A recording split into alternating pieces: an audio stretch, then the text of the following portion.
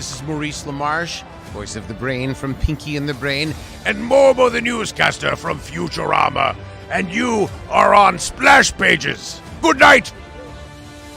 Excelsior!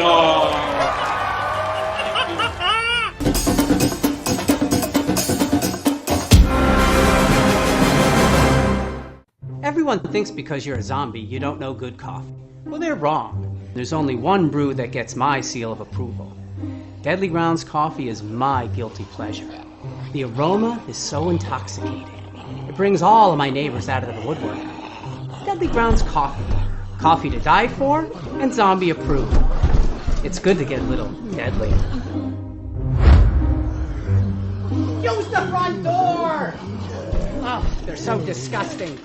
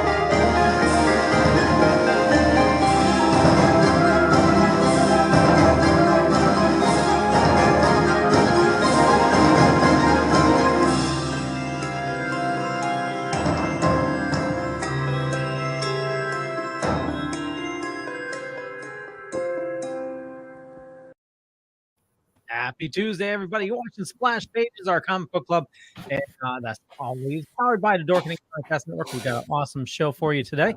My name's Leo. I'm the monkey behind the keyboard, and as always, Velvet Joker. How's it going, my friend?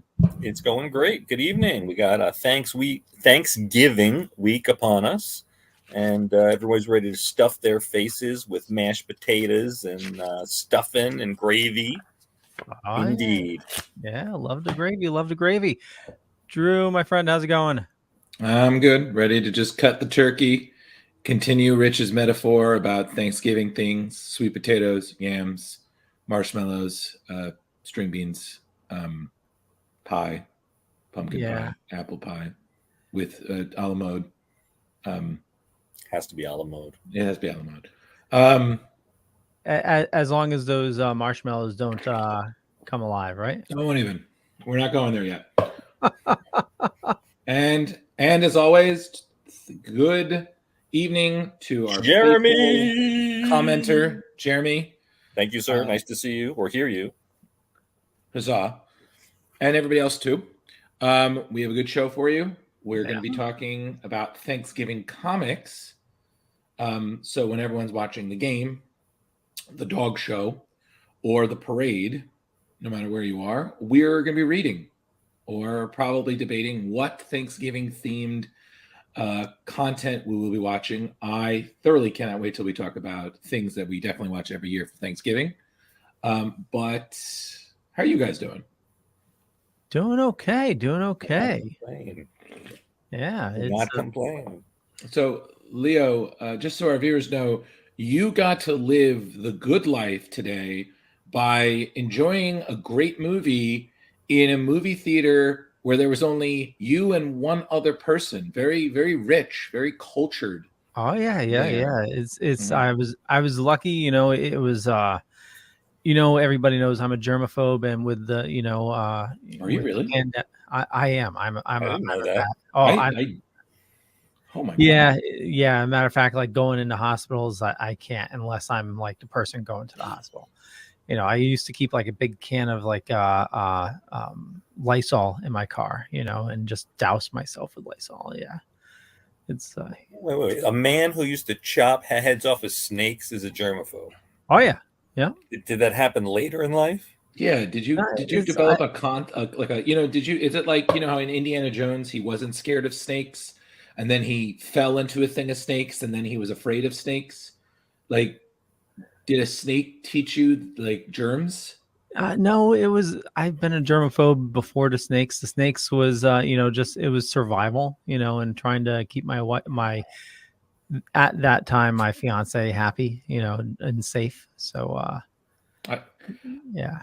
I just want to ask, one time she comes on so we can say thank you for loving him so much more than we ever could.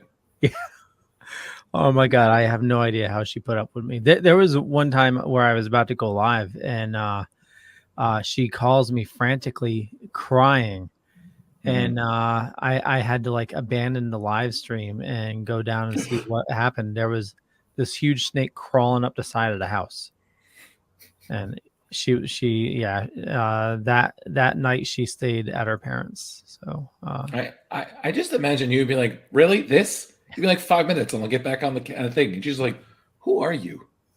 The funny thing was I pull it off the house and I dispatch of it, and what with the axe, and I had to run back up to the show, and I forgot it. And we had a guy that was working on replacing the windows because we were trying to find out how the snakes were coming in. And it's a real movie there. You're die-harding it for snakes. Oh my God. He saw the snake, and he was on the ladder at the time when he was like climbing down. Scared him shitless. He fell off the ladder. He didn't fall far. It was just, a couple feet, but yeah. Never send a rando to do a snake wrangler's job. Am I right, Leo? Yeah. Yep. Oh, speaking of, Jeremy wants to say that because of your dedication to snakery, you are indeed mucho macho. You are a real man. Why? I just imagine as you were talking this, the Walking Dead theme was playing through my head, just very dramatic, and I was just thinking, boy, he's got to be lucky that there's not like a snake mafia or something like Anaconda sized suckers don't just like, we remember you, Snake Man. I bet they do. I took out several generations. So it's like the Punisher of snakes. Yeah. I have an image of Leo like with his arm out, with an axe in his hand, and just dead snakes all around him, and a woman like wrapped around his leg, and he's wearing like sort of tattered tan clothes.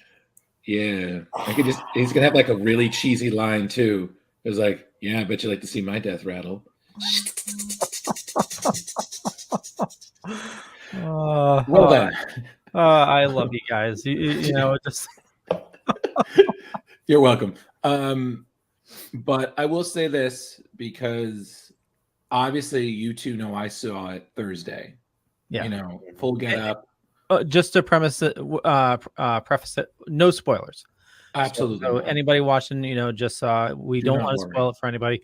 Unfortunately, part of it was spoiled for me. Really? The ending? I'm not going to say anything. Okay, so then let's say what we can. Yeah. I would like to start that, to me, this was a fantastic Ghostbusters film. As a fan, as someone who very much, if you ever met me in full get up, I very much care a lot about this franchise. This movie to me was a wonderful love letter to everyone who made the first two. I think, as me personally, I said best on my Facebook, I really do encourage people to go out and make their own opinions about it. Critics, they're entitled to their opinion, but their job is to criticize. And it's really up to you to make your own opinion. And I always say the best thing to do is just go and see it for yourself. And whatever opinion you have, you have. And if you loved it, awesome. If you didn't, that's fine too. It's your opinion. But as a fan, I laughed, I loved, I cried. And in the end, I was satisfied. Rhyme is unintentional, but proud to be a Ghostbuster. That was my review. Yeah, I can't really say it better than that, but yeah, it's, I absolutely loved it. It was, definitely an homage to the other two, like you said, but it's just, without spoiling it, it's, yeah, I was in tears for several parts of the movie, and it was just, yeah, it was definitely, some humorous parts, but the overall story and how they tied everything in, and how the post-credit scene, which we're not going to talk about. But there are two, everybody. Two. Yes. So stay. Yeah, Stay. And the last one is very important because it does we could possibly see more stories. Right. Yeah. But speaking of something that all three of us has is our friend from the circus has finally seen one of the long-awaited MCU films he's won. I believe that would be Rich. You finally saw Shang-Chi. I did. It's on Disney Plus, Mm-hmm. and What'd you think? I really enjoyed it. I watched it, I guess, sort of twice now. Mm-hmm. Looking for Easter eggs and things. Mm-hmm. I mean, from the trailer, I told you I was excited about seeing Razor Fist, who they actually don't ever name, but we see it on this car. Yeah, and we know. Yeah, we know We know. exactly. But no, I thought it was cool. I was a little nervous about the retconning of Shang-Chi's father being Win Yu. Mm-hmm. AKA the Mandarin. Yes, Jeremy, I too love the Abomination and Wong. Huge fan of Wong in this thing. We got a couple of good Wong scenes. Oh yeah. Benedict Wong, in my opinion, is one of the best parts of the MCU because not only does he steal the show anytime he's in the scene, but he clearly enjoys being the character, and it shows in his performance. Because in the comics, Wong has that persona of he evolved from being what he originally was a valet and a sidekick to Stephen Strange in that era of kung fu movies and such. He evolved to being someone of just as equal footing as Doctor Strange. So his enemies don't just just your little sidekick, kind of how villains used to brush off Robin or other sidekicks. They're like, no, Wong is just as much of a threat as Stephen Strange is. And I think they definitely got that. And I got to be honest with you, every once in a while, I'm just going to want to be like, we could do that. And then just cue Hotel California. Right. And then the beautiful correction, or the beautiful way they corrected Iron Man's 3, the Mandarin. Yes. 100%. That was one of the best parts of it. And we're spoiling her at this point, right? It's been out for a long time. It's on Disney Plus. It's been guys, we can agree it's been about a month or two, right? Yeah, about 2 months. Yeah. Yeah, I'm sorry. It's okay. 2 months is more than enough time to see it. The return of Trevor Slattery. So this year, and if you missed it, I think it was Iron Man. Was it the Iron Man 3 DVD where they included 3? Oh, 3. The Return of the King. Yeah. 3. Yep. Yeah, where they the Return of the King short, absolutely. Right. Which showed that the interviewer was actually there to assassinate Trevor on behalf of the Ten Rings. Right. So, that was super interesting to, because everyone was so mad that they got Ben Kingsley and his character was kind of a joke. Instead of the commanding, expecting to see this character with the 10 powerful rings. I mean, I know I was super disappointed as a fan. Right. But to bring this full circle and to make that character more interesting, and that he had, was it Norman, the little monkey with no head? Yeah. He thought it was a hallucination. And it turned out it was a real creature. Yeah, I loved it. It was and then plenty of fun. I love the classic kung fu jumping through, but with modern weapons. And I love the dragons and the monster, and it was cool. And I wasn't sure I was gonna like the rings being bracelets and them all pretty much having the same power, but perhaps that can evolve to unlocking different powers and different ones of them, hopefully in the future. Yeah. My only criticism is that I feel that while I like the actor who played Shang-Chi, I feel like sometimes he's a little bland. So I'm hoping that they give him his character develops a little bit more. But then when I'm thinking about the character, I want to say is one-dimensional, but he didn't really evolve until later because he was very much a character of the Marvel time, similar to how Iron Fist and even Luke Cage were very evident of a time in history and pop culture. But even them, they've evolved, to be different things. Also, I just want to point out, I have always been a fan of Iron Man 3. The one that I always thought was a bit overrated was Iron Man 2. To be quite honest, I felt, and again, I only saw it twice, 2 times. And I just feel that, to me, it was just trying to do too much. The villains were very, I still think there's a chance Justin Hammer could come back, and I would love to see Sam Rockwell just come back out of nowhere and rock it. I think that would be awesome. I thought it's confirmed Hammer's coming back.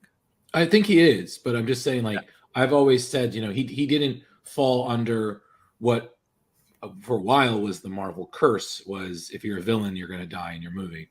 Yeah. But Shang-Chi, I thought definitely was good. I definitely enjoyed it. I didn't feel I needed to see it more than once, which is fine. A movie is a movie. But I liked it. I thought it did great for the genre. I was also glad Awkwafina's character wasn't what I thought it would be, which is kind of like, oh, hey, I feel like Awkwafina kind of became another Hollywood, stand-in. Oh, we need this kind of person. Let's just get her. Kind of like what Kevin Hart has become. And she really breathed some good life into the character. It was very real. She wasn't just, hi, I'm a sarcastic, plucky sidekick. She contributed. Apparently, there's a deleted scene that's rather important with her in it. I did hear about that. Yeah, her and you said it was Razor Fist, the guy with the sword arm. Mm-hmm. Yes. It's those two together, and it's basically giving each other like a pep talk.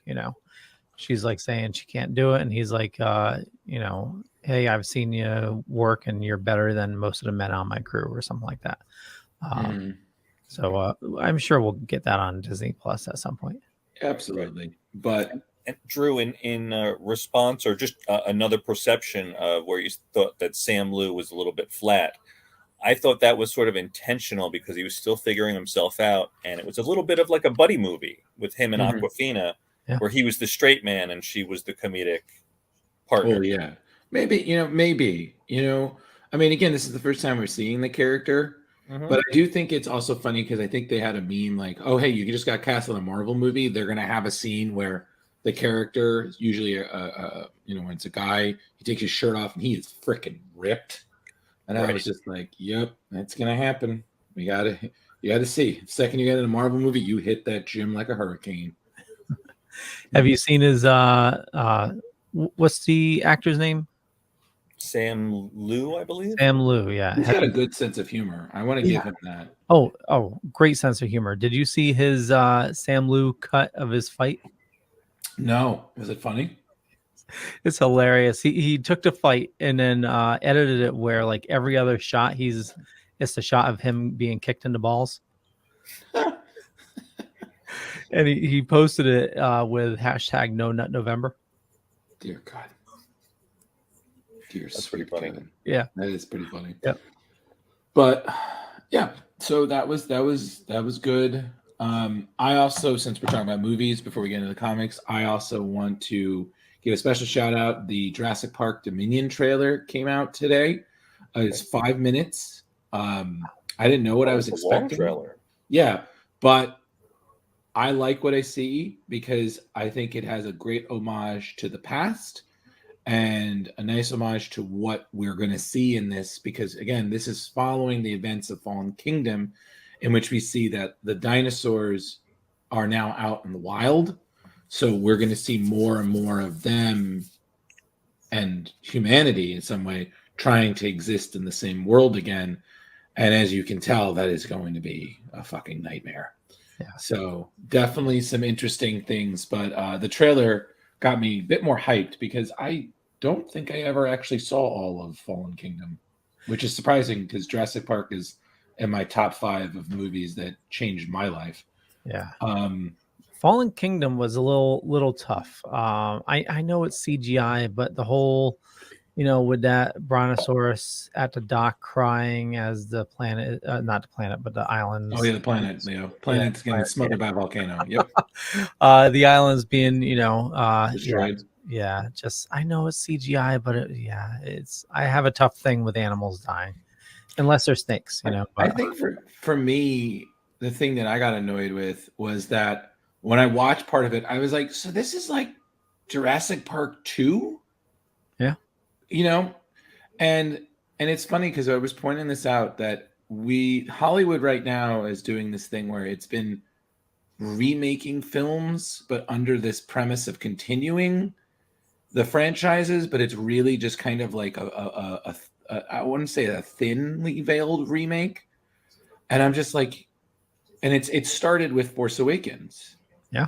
Force Awakens is basically New Hope with different characters. Yep. And then, but then, the next movies kind of went off the rails. Well, the next movie was very Empire Strikes Back. I mean, he even had like a. Oh no, it did. But No, what I'm planet.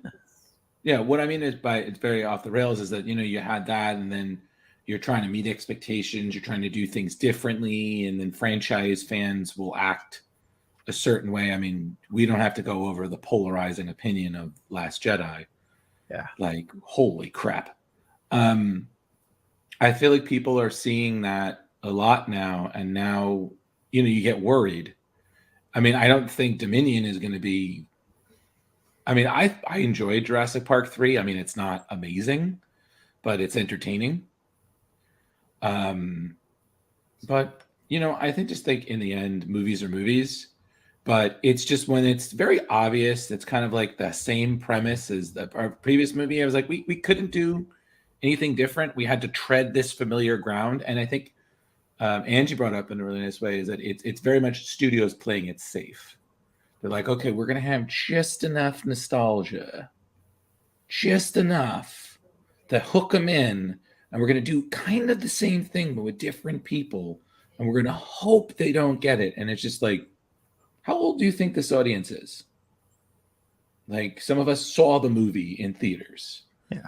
So, but we can talk about all that another time. Personally, I thought the trailer was great. I do recommend both of you check it out. I mean, yeah, it's 5 minutes, but it's a good 5 minutes. Yeah. Check that out tonight. Yeah, totally. Speaking of trailers, and I have a theory about this trailer, not spoilery theory, but industry-wide theory. Okay. Did you see the new Super Pets trailer? I did not, but I've heard interesting things. It looks really good, but there is a joke in there. Superman, he has his dog, and he Crypto. he uses I-beams to flatten out his shirt. It got wrinkled, and he says, "I ironed my shirt. You can call me Iron Man." And maybe not. So here's my thought. You have that making a Marvel joke within a DC property. Eternals was, I was told, references Superman. You also have The Rock saying that he wants to merge the two. He wants to do a Marvel DC crossover. Could they be peppering in these little things to eventually merge the properties? I know us comic fans would never want to see that happen, but the mouse is devouring everything, and Well, I mean, Leo, there was a time when we didn't think Fox would be merged with Disney. There was a time we didn't think Sony was ever going to give up Spider-Man. I mean, they kind of didn't still, but I think we're just realizing money will make anything possible. Listen, it is what it is. Personally, if they're going to do that, they better do a really great DC versus Marvel movie. That's all I'm saying. And I agree with Jeremy on that. Like, if they do that, and that is just as epic as we could hope, who cares? Yeah. So, More fuel. More fuel. Indeed. More fuel. More fuel. Totally. So, speaking of fuel, let's talk some comics. Yeah. Indeed. So, Thanksgiving comics. So how do you, where do we start? Because I think I know which one I want to end, but I think we both know which one we want to end this little mini review of ours on. Rich, it's the one you suggested.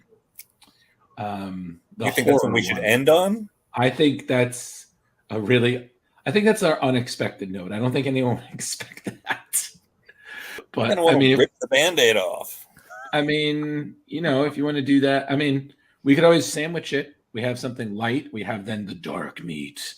And then, we have something else light. So, it's like a sandwich that, it's like going to McDonald's, it's going to send you to the bathroom, but you'll still eat it.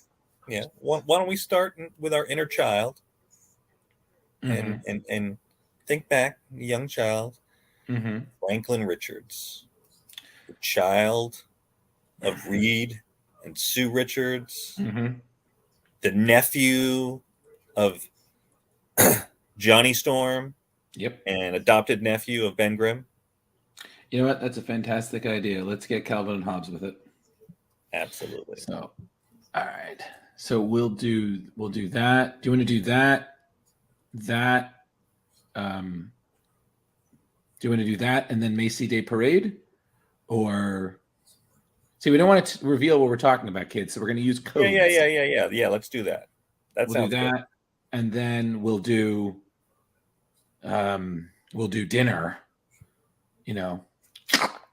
Right, and then we'll end with the feast. Got it. Okay, that sounds good to me. So I need to state this for the record. First things first. This entire thing just gave me such Calvin and Hobbes vibes. The entire time I was reading it, like I just couldn't, and I don't know if that was deliberate, but I thoroughly enjoyed reading this. I have never got to read it, so I think Rich, was this you? Did you recommend this? Because this, if so, I had seen it on the list, and I've always been a Franklin Richards fan, and I think I got poo-pooed on my Power Pack decision, so that was my second after that. We didn't poo-poo it. We just said maybe. Okay. It was Louise Simonson. I love Louise Simonson. So Louise is great. I've met her a bunch of times. She's a doll, But this was, oh God, this was great to read. This was my first time reading this as well, to be honest with you. But I loved Herbie. Herbie, the classic Herbie from the cartoon, 60s, is where he really started off. Right. And to bring that back, childhood, rushing right to my soul. So, Leo, what did you think? This was first time read as well, and I definitely got a Calvin and Hobbes vibe on this. And sorry, that's my alarm. Wind chimes are your alarm? Oh, sorry, the doorbell alarm. Oh, so there's probably it's either my wife coming home or somebody in the front. There's a prowler. Could be. Yeah, a very Calvin and Hobbes. I thoroughly enjoyed it as well. I wasn't familiar with the Herbie character. Where did he originate from? He was a robot. Yeah, it's a robot his dad created. Yep. Go ahead, Drew. I'm sorry. No, it's fine. I only have seen it briefly because I started reading Fantastic Four a little later. Yeah, Herbie is a robot, but Rich, I feel like this one is really more of the 60s, like the one that you referred to, like the television Herbie. Right. There was a Fantastic Four animated cartoon in the 60s. Marvel had a bunch of them at the time, all in the same sort of genre and thing. And Herbie was like an assistant to Reed, and I guess at one point he was a caretaker to young Franklin. So he was just like a cool little robot that could fly around and, could plug into computers. And, sometimes he could shoot things. Sometimes he would just, you know, he was stronger than a human. He could like clamp down on stuff, and he was a fun character. And you know, like they haven't used him in years and years and years. So to see that going back from that '60s cartoon, which I'd only seen in flashbacks because I'm not quite that old. Yeah. Not quite that old. Yeah, '70s I saw when they were redoing those on Saturday and Sundays on WPIX in New York. Yeah, I caught some as well. I don't know if they kept on changing the time or what, but I remember only seeing a couple. I think you can find some of the stuff on YouTube, Leo. Yeah. If you search around for it. Yeah. Mm-hmm. But like I said, I can't really choose which one was my favorite, but they were all great, like all of them. Right. So the premise of this story is Franklin accidentally walks through a portal to another universe where everyone is turkeys. Everyone are turkeys. Everyone be turkeys. Literally. I ain't talking no jive. Hey. So, but yeah, it you know, like you said, very Calvin and Hobbesy, simple story. You know, how does he get back to our universe? You know, with the help of Herbie, of course. And at the end, of course, he's does not want to eat turkey because he's all turkeyed out. So it's a cute little holiday story, not very long, cute art, and you know, like I said, touch the soul on a character that I haven't seen since the '60s. And for me, I mean, I enjoyed all of the stories. I mean, all of them. Like I read every one of the issue that we had. I thought they were all great, and it had a very nice, like I said, Calvin and Hobbes, very simplistic, energetic. You know, you have the straight man, and then you have the voice of reason. Just all right. I mean, I don't know how many times I got to go through this, but okay, fine. You do your thing. I'm gonna be here to catch it when you fall. You know, and say I told you so. But I think for me, it was seeing the turkey versions of the Fantastic Four. That to me was just genius. I mean, like a turkey thing and a turkey, the human turkey, Mr. Turktastic and the invisible turkey, you know, like the feather four or something like that. Right. You know, it was great. And then the plot twist was even funnier because it's just like, we'd love to have you for dinner. He's like, sure. And then he meant they're going to eat you. He's like, yes, I realize that. And then he meets the turkey version of himself, who is exactly like him. You know, yeah, I know I'm not supposed to touch the human, but when am I going to get to do this? You know, and then he lets him go, and then, oh, my mom's going to kill me. You know, my mom's going to roast me. And I'm like, I can't. It's just, again, this whole comic, I thoroughly recommend to anybody. It's light. It's fun. You know, it's got that Saturday morning cartoon feel to it. And kudos to the writer and artist for it. I believe that's Mark Sumrek and Chris Eopoulos. They both did a fantastic job with this, and this kind of reminded me. I don't know if you guys ever saw like the mini Marvels, Chris Caruso comics that usually sometimes end up in like big Marvel issues or sporadically in old issues, like that very simplistic but thoroughly funny style. And I would own this issue just to add to my it's Thanksgiving, let's read this story. Like, it's great. And if we had to crowbar it, you know, I'm going to give it a straight 5. Honestly, this was just perfect. To me, this is just perfect. A nice combo of story and style. You know, it touched all the nice points. It wrapped everything up. It was just fun. And I love fun comics. So I'm giving it 5. Leo? I really enjoyed it as well. I'm going to give it a 4.5. I loved Calvin and Hobbes when I was a kid, and just it was good. It was good. All right, and I will cap off with a flat 4. Okay. Just, it was enjoyable, but not enough bang for me. All right, it's fine. So next we will be reviewing Daredevil 178, or as I like to call it, Why You Don't Invite Matt Murdock to Thanksgiving Day Parade. Just real quick, I made note of something. Where the hell is it? Okay, so Daredevil 178, that is titled Paper Chase. This was published in January of '82. Yes. And it's notable because Frank Miller, yes, everybody, the artist formerly known as Frank Miller, was still doing the artwork and the story for that. So you can read this and remember that, there was greatness once in this man. And if Frank is listening, I'm sorry, but I've read too much of your later work, and I can't, Frank, anymore. I can't.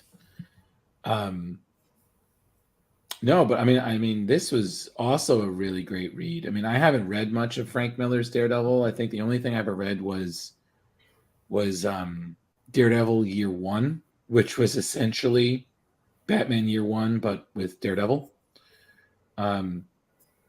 But again, you cannot ignore Frank Miller's contribution to this character. Just even this one issue, I mean, it's just so jam-packed, but it's still very much a nice testament to how old structure allowed for multiple storylines to go on at the same point and still be wrapped up near the end.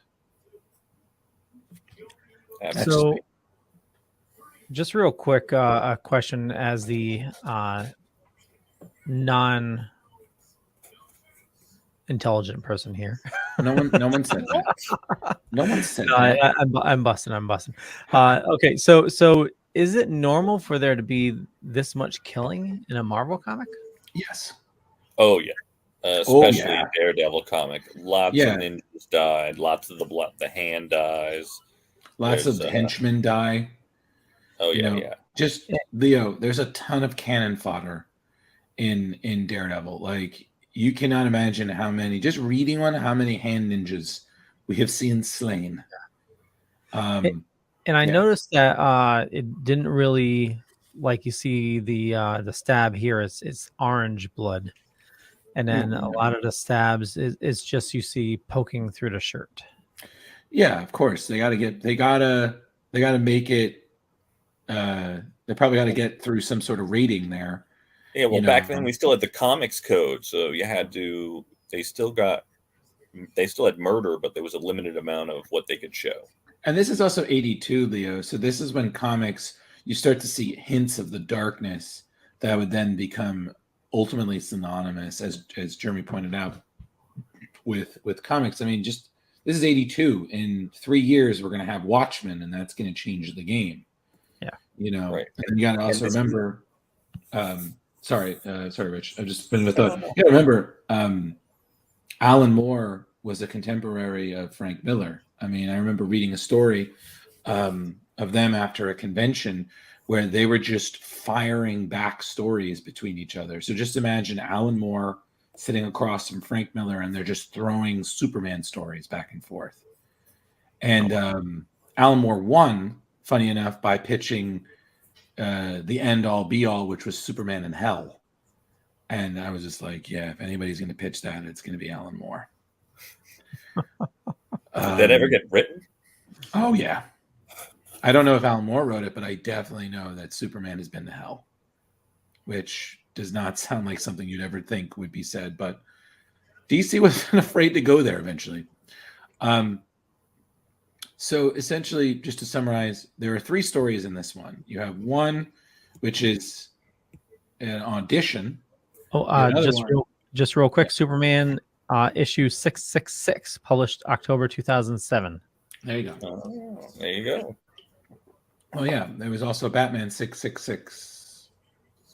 6, which had a similar thing. That was the Batman in Bethlehem thing with Damien and deals with the devil and shit. So Yeah. makes sense. So there were 3 stories in this. You have an audition, you have a blackmail case, and you have simply paying rent. So, Right. And I want to add that the gravitas is not impressed here because you don't realize what a character that Elektra is going to become in Matt Murdock's life at this point. And she's not dead at this point. And this is, again, in 82, 83, 82.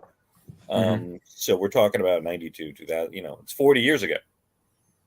Right. So, and the character of Elektra has evolved so much over the years. So I just felt it was important for the people that don't know that this was a pretty integral issue.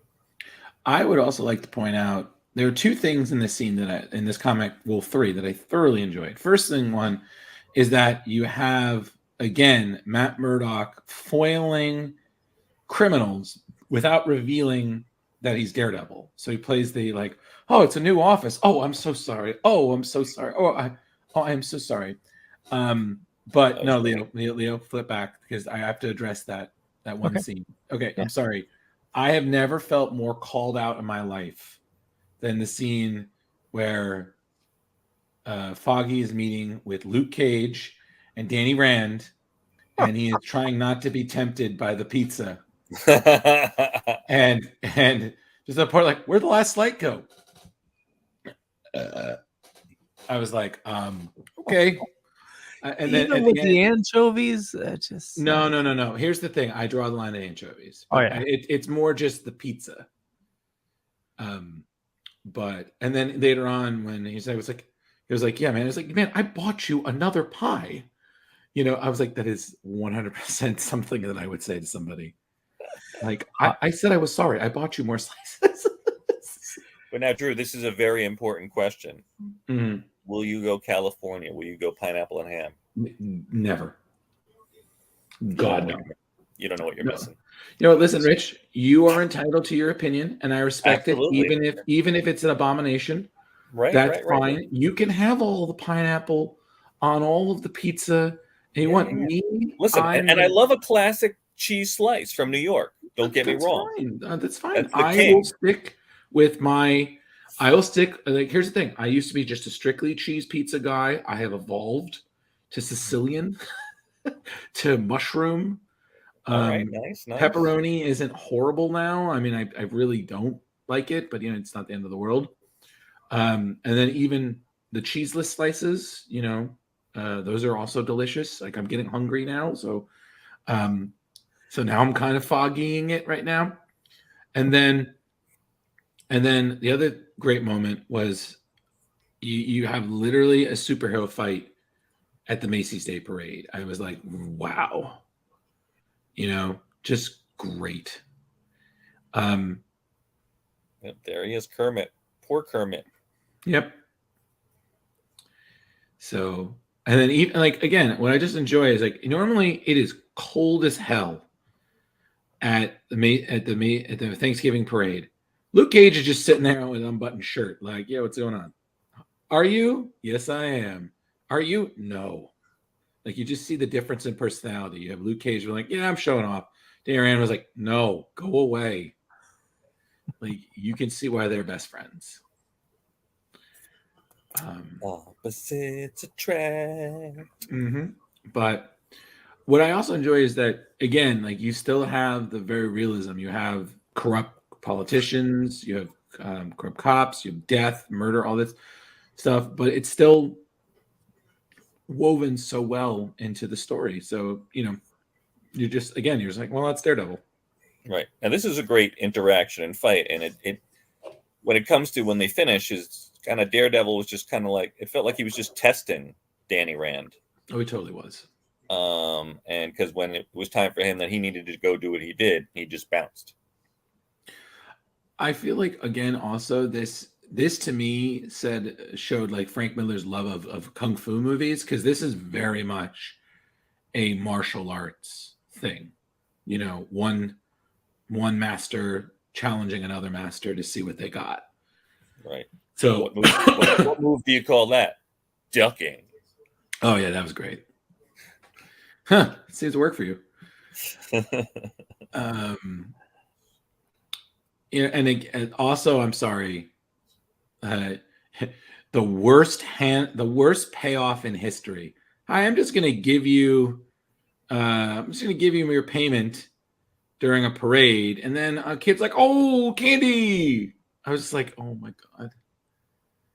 Like, you've got to be the worst blackmailer in the history of the world. Mm-hmm. Like, and then the kid's like, "This is bad candy. I broke one of my teeth. One of my teeth on it." I'm like, "Oh my god, why?" It's gonna be fun retrieving that. Oh yeah. Oh boy. Who's got a Diamond in the strainer? rough, as they say. Right. But you know, and even at the end with the oh yeah, let's see those checks. Yeah. Lot of paper out there. But so like I said, this was definitely entertaining. I feel like it's the only thing that detracts from it, in my opinion, is the fact that you aren't reading Daredevil. So it's just like the weight of, like, again, because we're Marvel fans, we know what's in store for Elektra. So the fact of her meeting with the Kingpin is a big freaking deal, you know, because that's what's going to lead her to confront Daredevil originally. But if you never read that, you'd be like, okay, well, like, again, like Rich said, the gravitas of this moment would be lost. Absolutely. And I think, Drew, if you know the storyline, I'd love to get it on rotation at some point. Oh, totally. Especially for Leo, when she's first resurrected and they bring in Stick and the White Ninjas, is such a beautiful, powerful story, Leo. And I look forward to introducing that to you. Yes. Can't wait. Yep. It's not Star Wars, but it'll do, Leo. All right. So for this, I'm going to give it a 4. Again, it's a good story. I mean, it's nice to see Frank Miller's artwork back before it got really too cartoony. Fighting at the Macy Day Parade with a bunch of superheroes that would eventually all work together. And I was like, okay, cool. So 4 for me. And Leo? Yeah. I'll give it a 3.5. You know, it was okay. It's you know, I didn't love it. But I haven't read too much Daredevil. So it's I did enjoy, you know, him trying to keep his secret identity, you know, jumping down the elevator shaft, but some of it seemed a little goofy to me. And then that end scene with her meeting Kingpin, that's totally lost on me because I don't know the storyline. So if I knew more, I'd probably rate it better. But for me right now, 3.5. Okay. Rich? And I'm going to go 4.5. Okay. It's kind of a 4, but it gets the extra 25 for the gravitas and the extra quarter for just the cool interaction between Daredevil and Iron Fist. Yeah. Okay. All right. So that's that. So we've passed that course.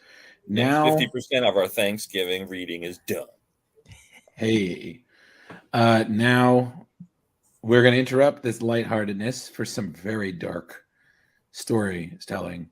We're doing the dark one? Yeah, we're going to do the dark one. Okay. No one would expect us to do the dark one.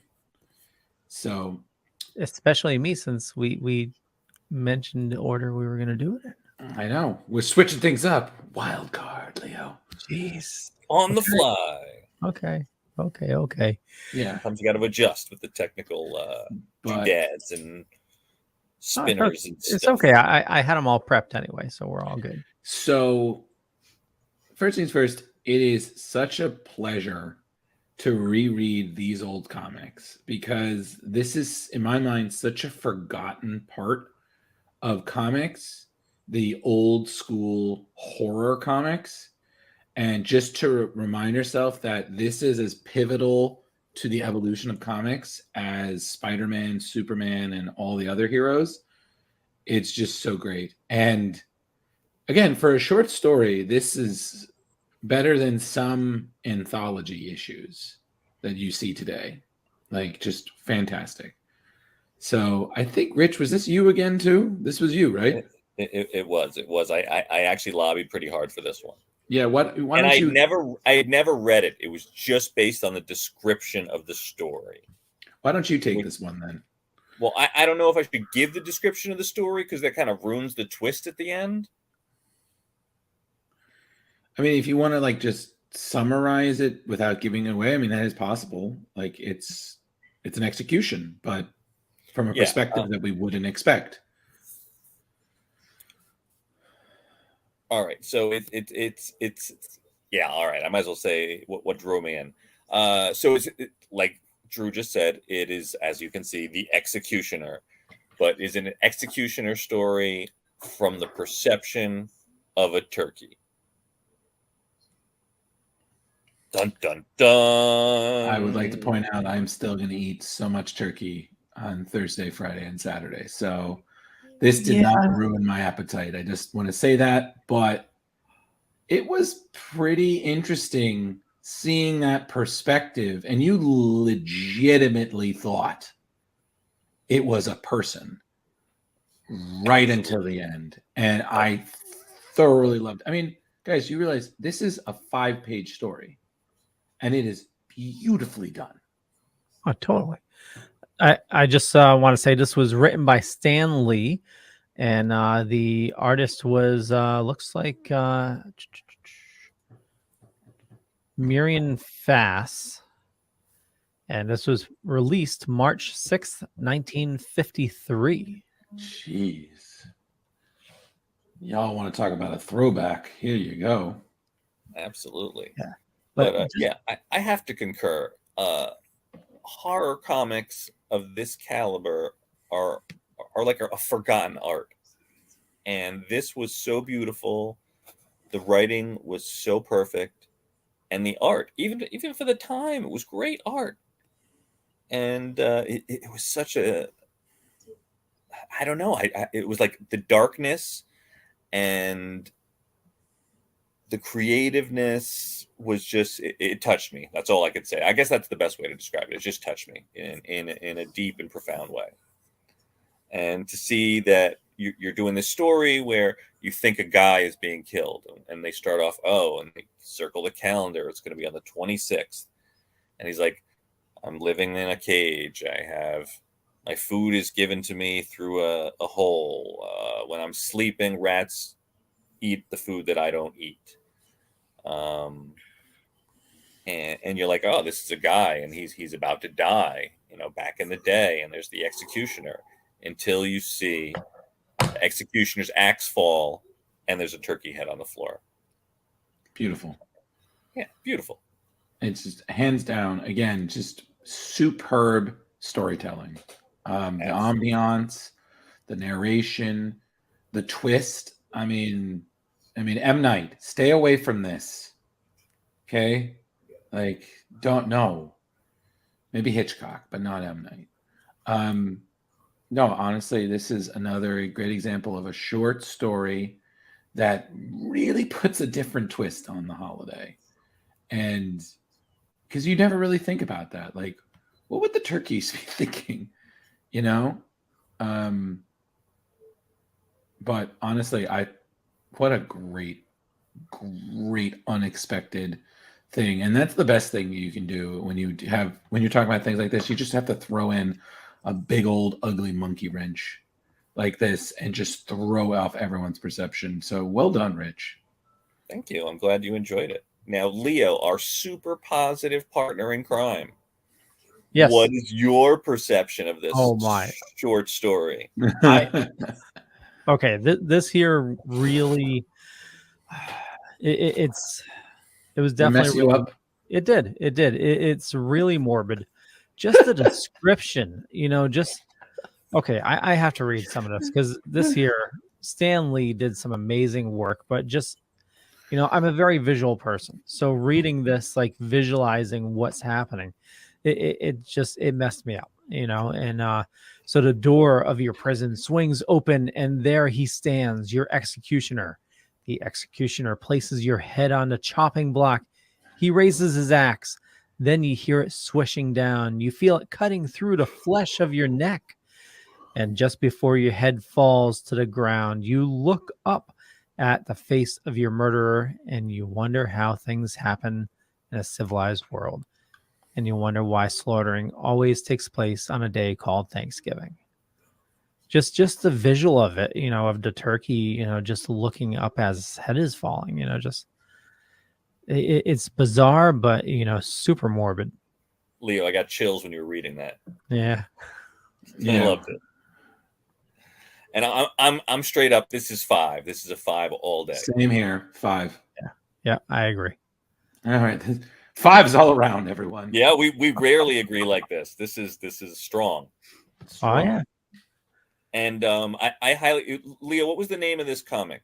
So this is Uncanny Tales number 9. Yeah, if you guys can find this is only one story in that book, but that whole book is filled with dark, wonderful stories. I'm ready. If there's a Christmas one, well, let's ruin Leo's holidays.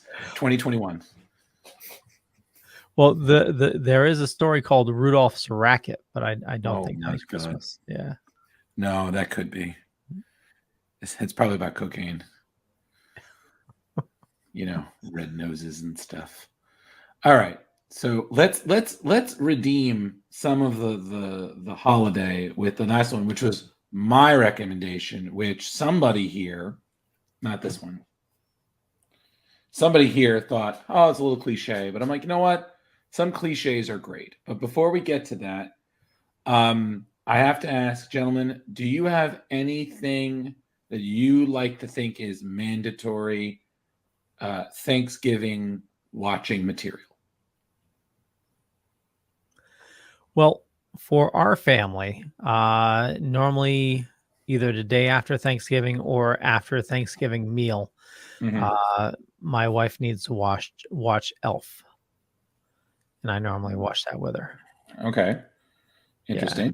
Elf, she'll watch Elf literally like about 20 times between Thanksgiving and Christmas. It's a great movie. I feel like I should tell her. Can you tell her that I actually do own a Buddy the Elf costume? I've cosplayed as that. Really? I feel like, oh yeah, I will totally dress. Leo's gonna hire you for her next birthday party. Yeah. I will totally listen. I did the whole thing. I even had maple syrup. Oh, nice. And I did this tights and all that. It was. Yeah. I'll send you a photo, Leo, as proof. It was funny. Yeah. Rich, what about you? Well, when I was a kid, it was definitely the Macy's Day Parade. Mm-hmm. But as I've gotten older, nothing that's year after year. I think this year in our Friendsgiving, we have a friend that's been very behind the time, but still is a super Marvel. So we're actually going to end up watching the last 2 Avengers movies because he's never seen them. Nice. Nothing like as crazy as that sounds. It's all good. So you guys are all missing out because there are, in my mind, 3 essential Thanksgiving Day things that you should definitely watch. The first one. Can I guess one? Yes. Turbo Man. No, actually, okay. that to me is actually more of a Christmas movie, but I do always say that is on the list. Yeah. There are 3 Thanksgiving films that are automatically necessary. The first one is Garfield Thanksgiving, hands down. Oh, yeah. Because, you haven't lived till you've seen John literally bore a date to sleep, and then Grandma comes in and basically pulls off the Thanksgiving. When that lady pulls out a chainsaw to do the turkey, I'm done. And then on top of it, one of my favorite voice actors of all time, Lorenzo Music as Garfield, is just perfect. That man, dear God, was taken too soon. I can only imagine how much more fun he would have been. 2 is one all of you probably have watched. That would be Planes, Trains, and Automobiles. Oh yeah, there we go. John Candy. John Candy, Steve Martin, one of his favorite movies. Thanksgiving, totally themed. It's a wonderful movie. I never get tired of watching it, and I do think that was probably the least Brat Packian of the John Hughes movies. But God, it's great. I mean, Now- mhm. John Candy wasn't supposed to be in that, right? He like showed up. Isn't there some weird story about that? Something like that. I mean, like I said, being that was the person that John Hughes collaborated with the most. I'm pretty sure that part was written. I do know that it is one of Steve Martin's favorite movies he's ever done. So thank you, Jeremy. Oh, I'm on a sidebar before you jump on your third holiday one, because I just Mm-hmm. watched a Steve Martin movie last night, and if you haven't seen it in a long time, My Blue Heaven. Thank you. Oh my yes. God, it's amazing. I love that movie so much. It's not I super quit. deep, but it just makes me giggle. Oh no, listen. And Steve Martin doing an Italian gangster. Oh yeah, It is It's- comical in itself. it's Yeah. amazing. And then him paired with Rick Moranis, it's It's hilarious. magic. It's magic. I mean that also movie is so amazingly quotable. Like I now need to watch that this week, just because, so I could just. What was that? That's horrible. No, listen. Can you look at something else? Okay, yes, we understand you're not open to this. If you were open to this, we wouldn't be having this conversation. Or other one is that capisc. Are you trying to say capiche? Okay, can you not? Because it hurts my ears when you do it. Wow, and you I- haven't seen that in a long time. That's damn good, Drew. I listen. That taught me that with when it's a pretty woman, you can somehow learn how to. Even Rick Moranis can learn how to salsa and merengue, just in one in one montage. But Drew, what is the what is it? What is the third? No, is it what's the light bulb? Oh, it's the joke. Yeah. I'm gonna Uh, fuck the joke up. So, but if you know it, do it. Oh, I totally do. What's the difference between a pregnant woman and a light bulb? You can unscrew a light bulb. See what I'm talking about? No sense of humor whatsoever. I mean, you have Rick Moranis, you have Steve Martin, you have Joan Cusack. Joan Cusack, yeah. You have Daniel Stern is the shitty ex-husband. Right. You have a bunch of people who like I don't remember the actors. I know movies I've seen them in. I feel like I've seen some of them. You have that fuck. He's one of those really spectacular old men in movies. Yeah, the guy who owns the pet store. Yeah.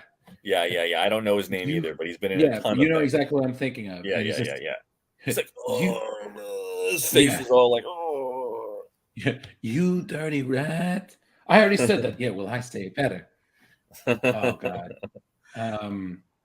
Yeah, and I think that there's one scene in it where they're talking about, they're all witness protection guys from the mob, and they're sitting and talking about Italian food.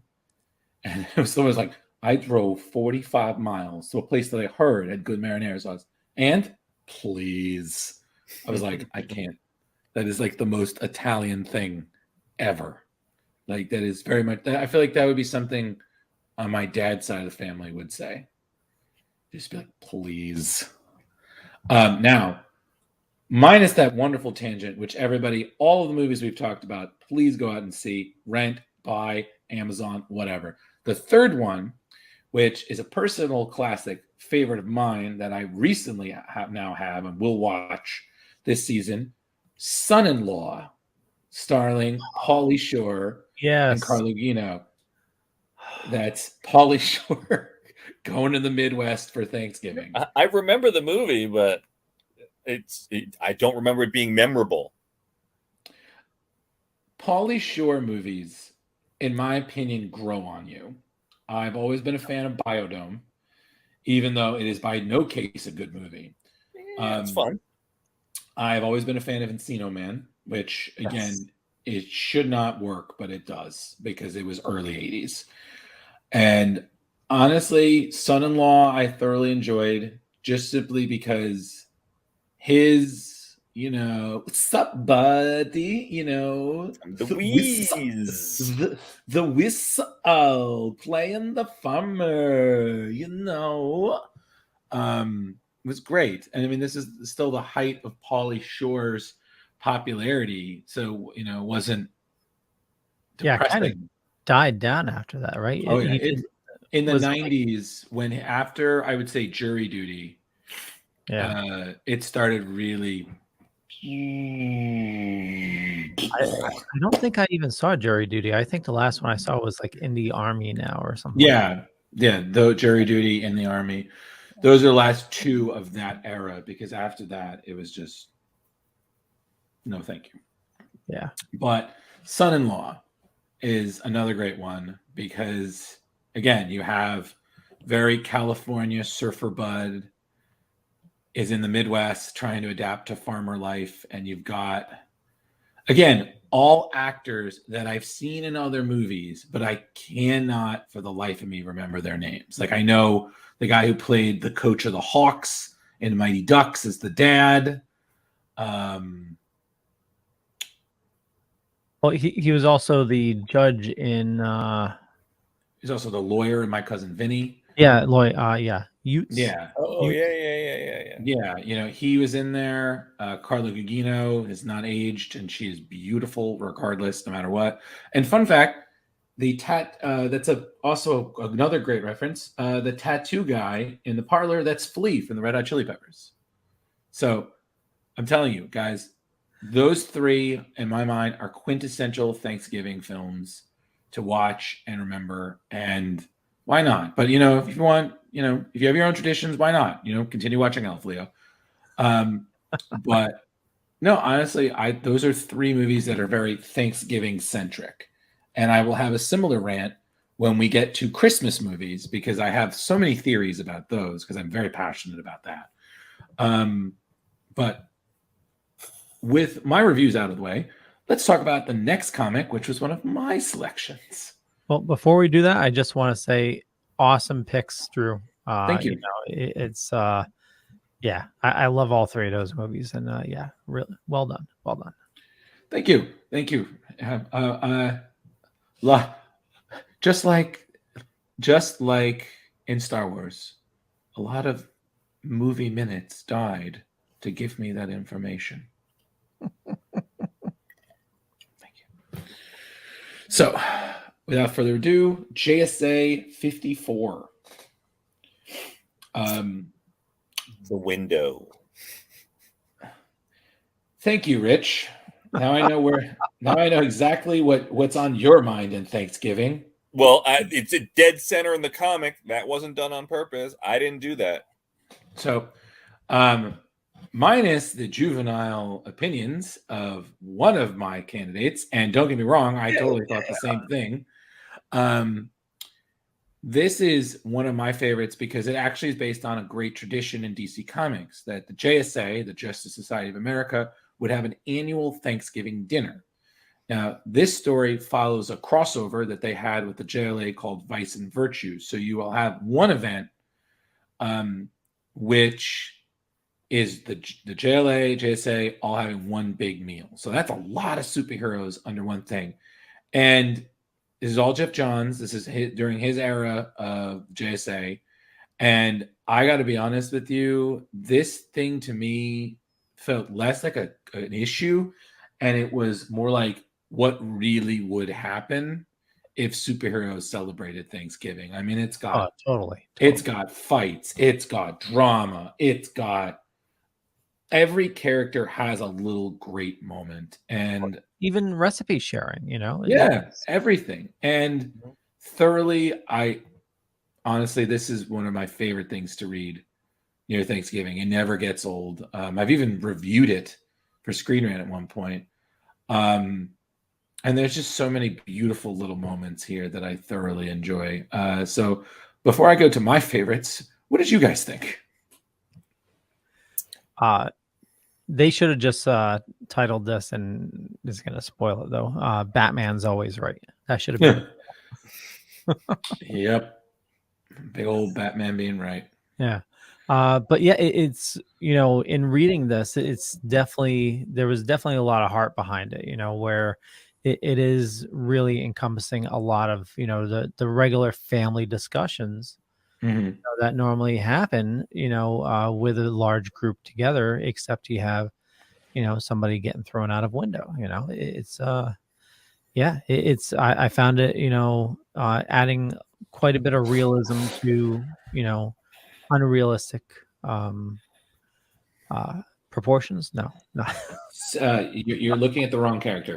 Um, but so no, totally. So, Rich, what did you think?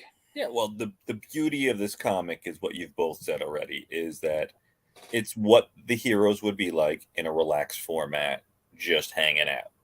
Mm-hmm. And a ton of great interactions between characters that we probably wouldn't ordinarily see interact together.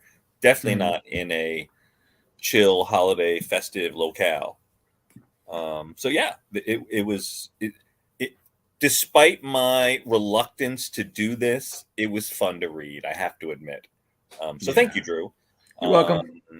It is that cover is such a classic holiday cliche that I probably will see on Facebook and Instagram for the next 2 weeks. Oh, 100%. I'm going to repost it later. So, not going to lie. Yeah. So I have to ask, guys, what are some of your favorite moments? Because I have two of my interactions. Since I'm the one recommended, I will be last. So I really love to know which two stood out the most to you two. Four. Well, to me, Ted getting bounced because they're trying to talk about Thanksgiving and what the Indians getting slaughtered and genocide and all that, and Ted steps up like, "Hey, I'm American. You can't talk about America like that." Blah blah blah, and she tosses him the hell out the window. Good old power girl. Saved by Superman, and they make a joke. Well, it's Ted. He's a cat. He'll always land on his feet. Mm-hmm. But yeah, that was super fun to me, and that's right at the beginning. So it's like, I want to say it's between what we're seeing right here between Dr. Midnight and Dinah, but it could also be tied with Batman and Mr. Terrific. So it's a tough one.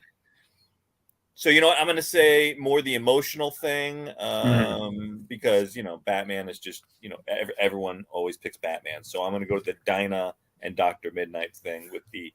I guess at some point he must have thought that something was going on with them, and she didn't really see it that way. And I think my favorite was he said it himself. He's like, yeah, I can do all these things, but relationships, no. Fuck no. That. What about you, Leo? Well, I was gonna pick the Dinah and Dr. Midnight myself, but since you did, Rich, I will definitely go with the Batman. But I just have to say the line, it's the fishnets. It's always the fishnets.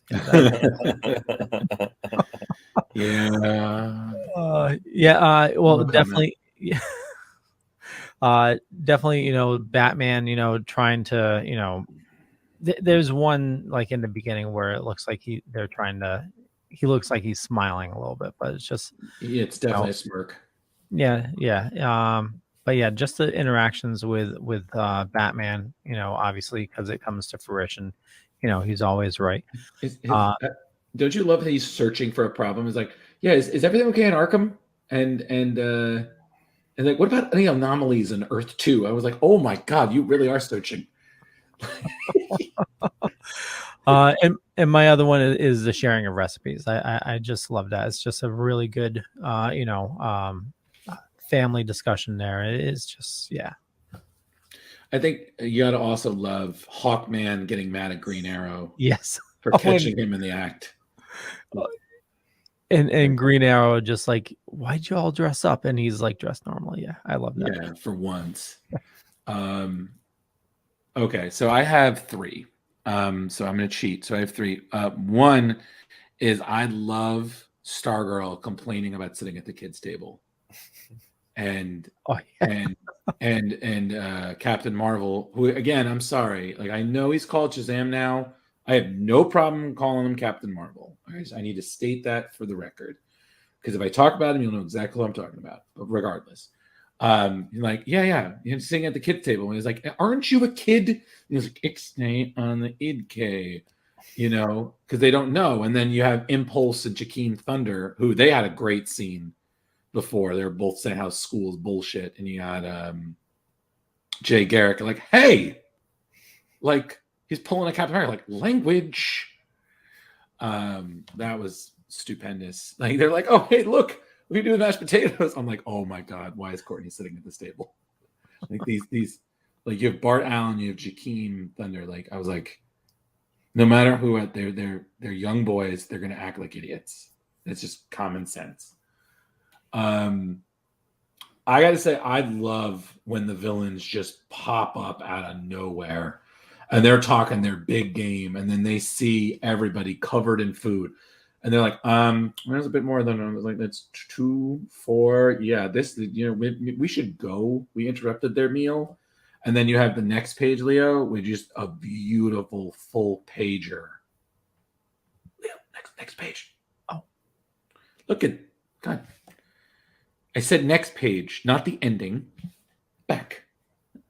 Oh. That. It really is a monkey behind the keyboard today. No. Get What? Go, one. What? More. Stay. No, he went too far. There's only these two.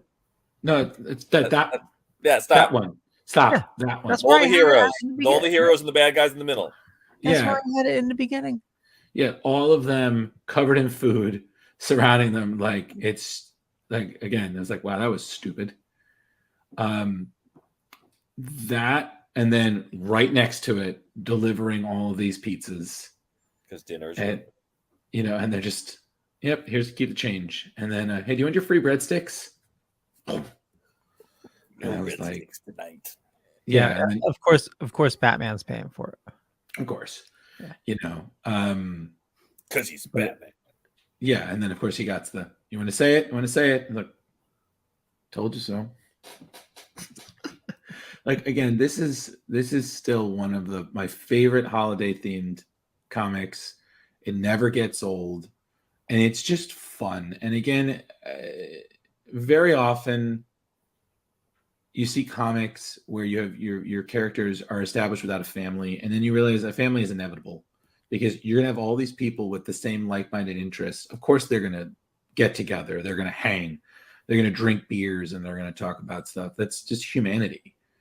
It's an inevitability. And I always liked that the JSA had that tradition, but it's still very much a human tradition. There's the drama, there's the drunk relatives, there's the fighting about politics, religion, whatever current events and whatnot. But then eventually you all sit down, you have your meal, you enjoy the good company of each other, and then you wait for someone else to say something stupid. And then you just make yeah, exactly. Then you just make sure you have your container for Tupperware for leftovers, and you get out a good hour.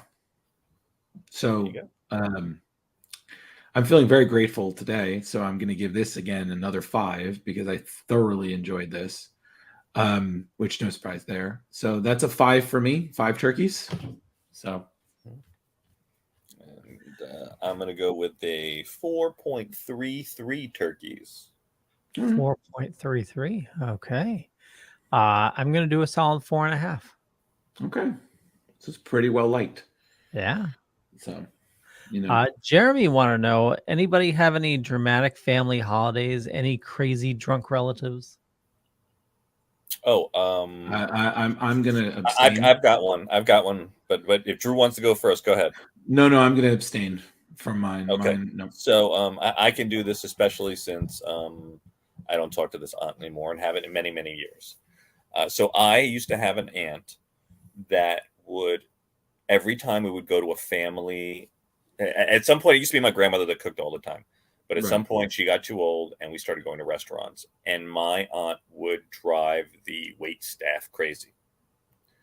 So at the age of 14, I think I tucked away, whether it was birthday money or something like that. I think I had like $20 in my pocket.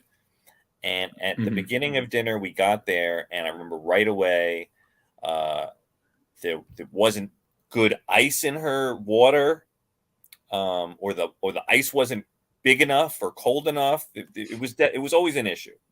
And so I remember running to meet the waiter when he went to get breadsticks or something like that. And I was like, take this $20. Please don't spit in our food. And he just laughed. And I said, my aunt is a horror show, and I'm really sorry. And this is money in advance, so you don't spit in our food. And that is my family holiday story. Oh, geez. You know what, Leo? I'm good. That's it. We're done. Happy Thanksgiving, everyone. Can't Bye. top that one. No, God, no. That is perfect. No, I Yeah, she was the queen of all Karens before Karens existed. listen. I it's funny because I actually have an aunt who's similarly dramatic, but I'm not going to go there because that is a. Yeah. That is hold on a second. That's a well of fire snakes that we're not going to open. Let's just put it that way. But no, and I'm just going to say, because I feel like we're wrapping this up. I just want to also say, because we're not going to see each other after it. I'm very thankful that we're still doing this. Same here. It's been Almost a full year. Yeah, it's been a nice couple of months. Every Tuesday coming on, doing this with y'all. We reviewed a lot of books. We had some laughs. Somehow people thought we were good enough to get an award. That won't happen again. Very thankful to be part of this. You guys are great, even though we're all so different. But isn't that a good thing? Yeah, Very that's the good beauty of it. Yeah. There you go. Yeah. Well said, Drew. Well said. Crazy stories. Jeremy says, if you have family, hug them. If you have friends, hug them. Happy Thanksgiving to you all. And to you too, buddy. Yeah. Yes, absolutely. We're stuffed with your comments. Yeah, I want to wish everybody an awesome Thanksgiving. Definitely be safe over the next several days. And And immediately following Thanksgiving, happy Hanukkah, because it starts early this year. That's Immediately true. after Thanksgiving. Mazel tov to all of y'all. Totally. Yeah, so Leleshana Tova.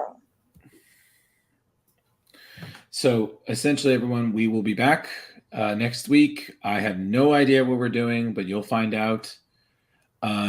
Yes, Jeremy, you are the Wu-Tang Clan of comments. Ain't nobody gonna fuck with that. Shimmy, shimmy, y'all. Shimmy, shimmy, yay. Indeed. So everybody, like we said, like the monkey behind the keyboard said, we're here. Thank you so much for deciding that this is how you spend your Tuesday nights or whatever the hell you're watching this. We appreciate you. Tell your friends. The more people we get, the more funding we could get, and maybe we could get paid. Who knows? Well, we're working on some stuff. I got to clue you guys in on some stuff. It's fine. It's fine. Oh, well, there's stuff. Yeah, stuff. So again, basically, we'll be back next week. We'll be rocking some stuff. It'll be cool. Until then, everybody eat up, wear sweatpants because the elastic. Watch your movies, enjoy time with whomever you call your family, and be excellent to each other and party on, dudes. Party on. Party on. Well, with that, we'll catch you guys later. Peace out. Happy holidays. This is Morbo the Nudecaster, and videos do not work this way. Good night.